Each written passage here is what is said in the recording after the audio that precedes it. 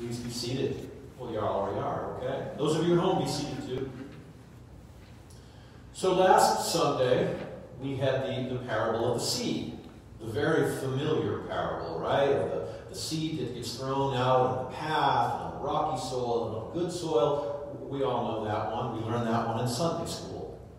But today's passage is, well, it's a little bit different. Because this one, yes, it's about seed, but it's also about weeds. In fact, that's what the disciples call it, the parable of the weeds. But did you notice something unique about this particular parable? The disciples asked Jesus to explain it, and he does. And he does in extraordinarily clear language, doesn't he?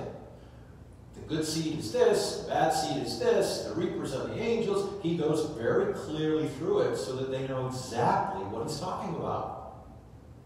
Well, that's going to make this a short sermon, I guess, isn't it? Because we kind of know what's happening here, don't we? See, when Jesus would tell parables, he tended to take stories that would be immediately familiar to the listeners.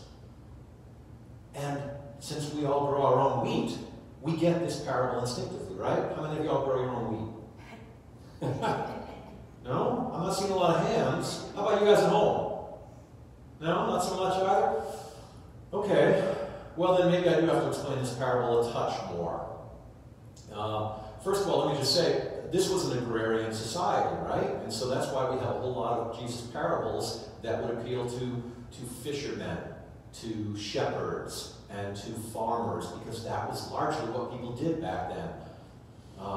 So in this case, he assumes that his hearers know exactly what he's talking about. But for those of you who don't grow your own wheat, and I'm kind of shocked that you in Las Vegas don't grow your own wheat, this bad seed that we're talking about here, these weeds, are actually a plant called darnel.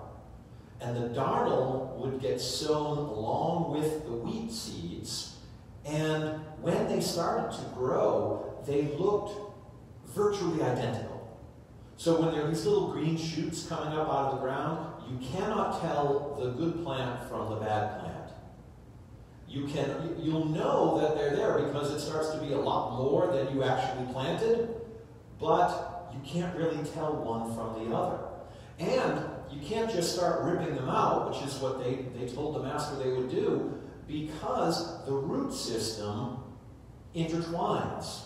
So you can't rip out the darnel without harming the wheat that is there. Well, okay, why is darnel a bad thing? Darnel actually is a form of wheat, but it's a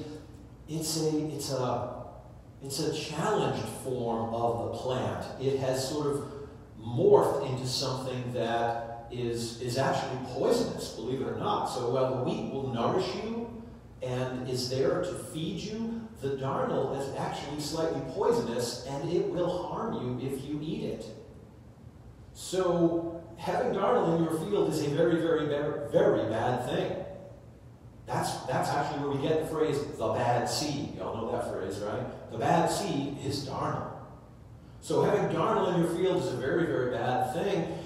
And here's why it was such a challenge, because the grower had to wait for the plants to come to full maturity, then harvest them, and only then could they patiently sort through and separate the darnel one way and the wheat the other way. Because if you ate the darnel, well, you were going to get sick. So it was kind of a twofer. Not only would it not nourish you, it would actually make you sick. And it was much more expensive to have to deal with it that way because it wasn't all good wheat. So now hopefully we get a little bit of a flavor as to why Jesus told that parable. Somebody asked in Faith Matters this morning, did Jesus change his parables based upon the audience that was listening to them? And the answer to that is yes, he did. When he was talking to fishermen, he talked about fishing. When he was talking to shepherds, he talked about shepherding. When he was talking to the Pharisees, he talked about the government and the church. And it makes me sort of wonder, what would it be like if Jesus were here to tell us a parable today? Now I imagine, perhaps, if you will indulge me, it may go something like this. Jesus might say, the kingdom of heaven is like a person who posts on social media. All right, stay with me. They begin with the greatest of intent, posting pictures of their family, their loved ones.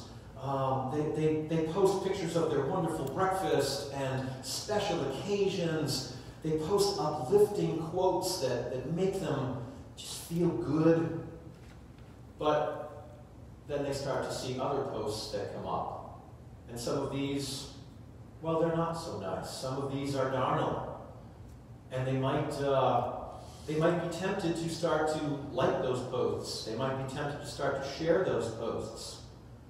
They may find that as they're going on, some of the posts they're seeing really comport with their view of the world, and so they start to share them, even though these posts are derogatory toward others who don't share their view, even though they're belittling to other people, even though they question the intelligence of other people.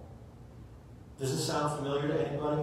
Maybe you've seen these things on Facebook or other social media. I just call it Facebook because all the social media goes into it. I'm a neophyte when it comes to this, my friends. If you're on Insta doing the same thing, good on you. But I see a lot of this kind of stuff. Now, lest you think you're sitting there calmly and quietly saying, oh yeah, Father, you're right. Those people keep doing that stuff. Guess what? I am talking to those people, but I'm also talking to you. Because I see this on both sides. I see people who have one particular worldview and they post saying that the other side are Nazis. Okay? Well, I see people who have this particular worldview, and guess what they post about the others? That they're Nazis. You can't both be Nazis, folks. That's the darnel.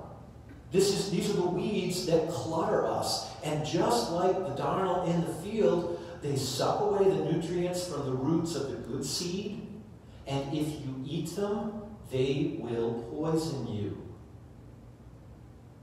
So the kingdom of heaven is like unto a person who posts on social media, but makes sure that what they're posting isn't darnel, but good seed.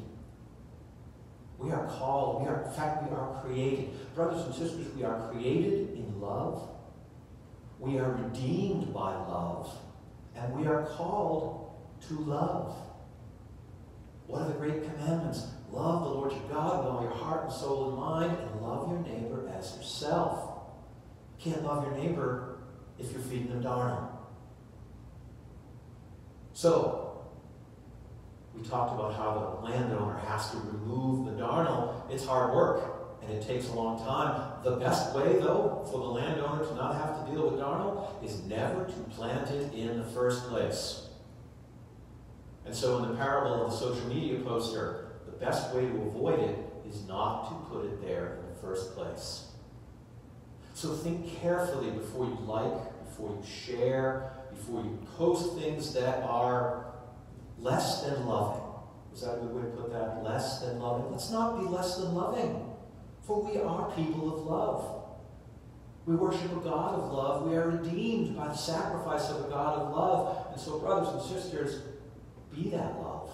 Be that good seed. And let's all agree, nobody wants to eat darnel. Amen. Amen.